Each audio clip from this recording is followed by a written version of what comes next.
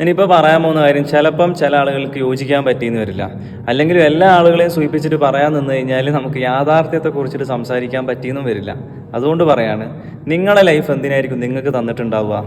അത് നിങ്ങൾക്ക് തീരുമാനം എടുക്കാനാണ്. എടോ, എൻ്റെ ലൈഫിലുള്ള തീരുമാനങ്ങൾ മുഴുവൻ നിങ്ങൾ എടുക്കുന്നതാണ്, പിന്നെ എനിക്കെന്തിനാണ് ഈ ലൈഫ്?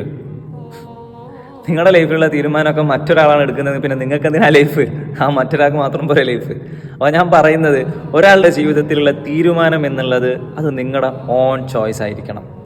അവിടെ തീരുമാനം എടുക്കാനുള്ള പെർമിഷൻ വേറൊരാൾക്ക് കൊടുക്കരുത്. നിങ്ങൾക്ക് ഒപ്പീനിയൻസ് സീക്ക് ചെയ്യാം, അഭിപ്രായങ്ങൾ ചോദിക്കാം, എക്സ്പീരിയൻസ്ഡ് ആയിട്ടുള്ള ആളുകളോട് അഭിപ്രായങ്ങൾ ചോദിക്കാം, അത് നല്ല കാര്യമാണ്. പക്ഷേ ഫൈനൽ ഡിസിഷൻ അത് നിങ്ങളുടെ ഓൺ ചോയ്സ് ആയിരിക്കണം.